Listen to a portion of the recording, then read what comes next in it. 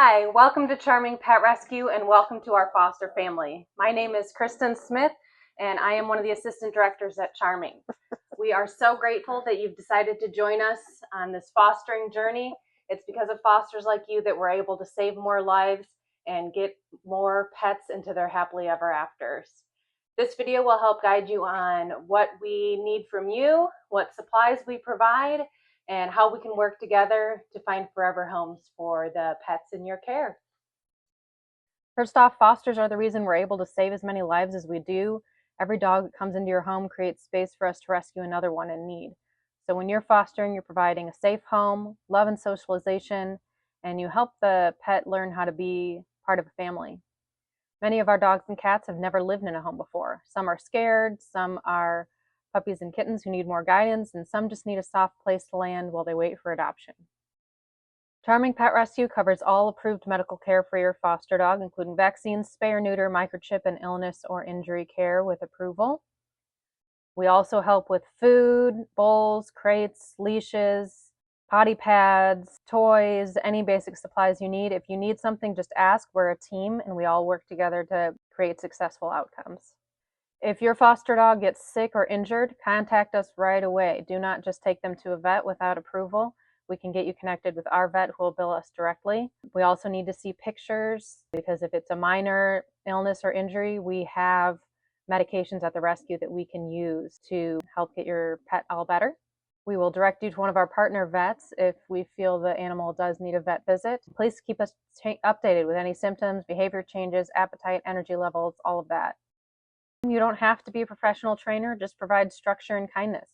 Focus on potty training and routine, crate training, especially at night and when unsupervised. We really don't want our animals getting into things they're not supposed to or destroying things of yours. Teaching basic manners like not jumping or nipping, and safe introductions to people and pets. Please use positive reinforcement. Praise, treats, and patience go a long way. We also want to talk about the 3-3-3 rule really quick. It takes an animal 3 days to start to decompress, 3 weeks to feel more comfortable, and 3 months to really start to feel like they're at home. So just review this information. It's just really helpful for understanding how long it takes a dog to settle in and when you might see different behaviors of theirs come out. If you're fostering puppies, no paws on the ground. That means no going in the backyard until they've had all of their vaccine. We will provide you as many potty pads as you need, but the risk for parvo is very great. Unless you've lived in your home a long time, parvo can live in the ground for up to 10 years. It can be tracked in by animals just wandering through your yard. It doesn't matter if it freezes, rains, whatever, parvo can still live in your yard. Always do slow, supervised introductions with other pets. Feed dogs separately, put them in kennels. Never leave new dogs unattended together until you're confident in their behavior. We recommend kenneling our animals anyway when you're not around. We also tell you to keep their foster dogs secured on a leash when outside of fenced areas.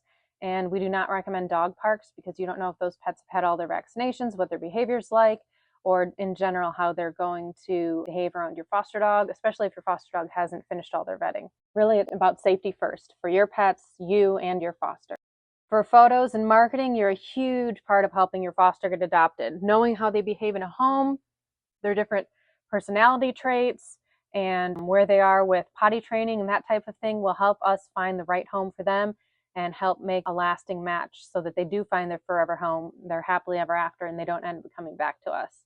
The more we know, the better we can match them with the right forever family. If you need help getting good pictures, we do have some volunteer photographers who are willing and able to help you out.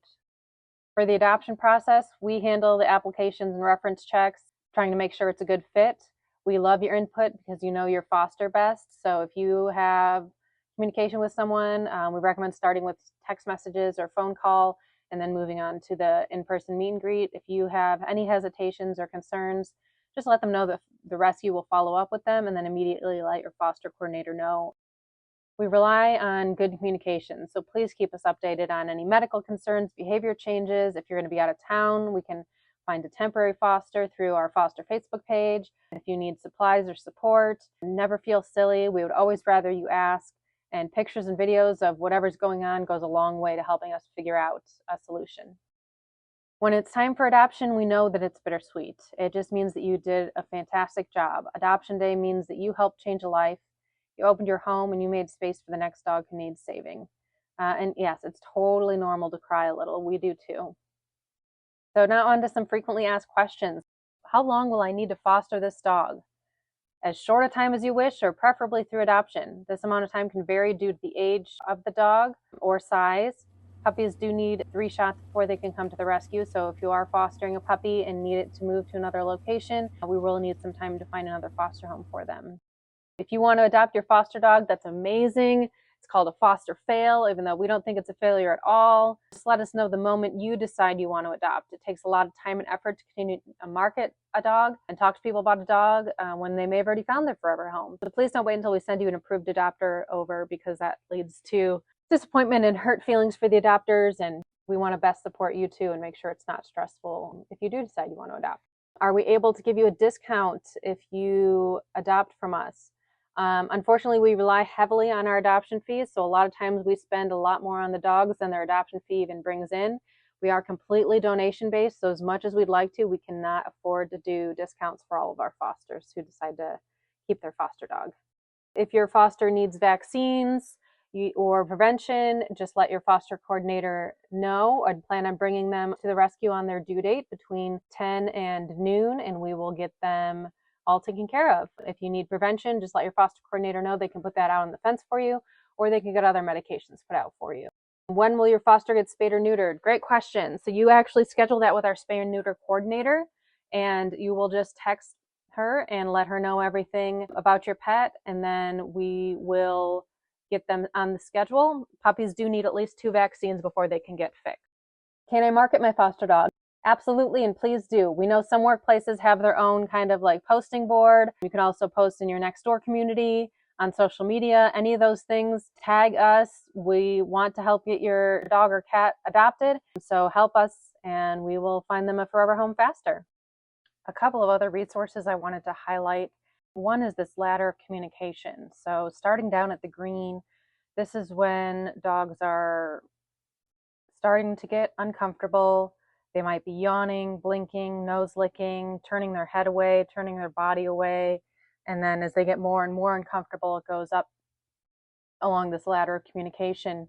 So you can see kind of how it escalates with a dog. So they might try to walk away, they might put their ears back, then they might stand crouched with their tail tucked. They may lay down and expose their belly in submission.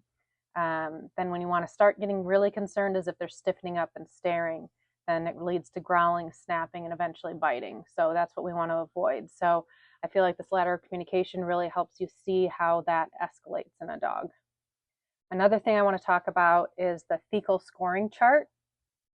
So ideally, we want our dog poop to be in the 2 to 3 range, but obviously we see all ranges of poop in foster and rescue.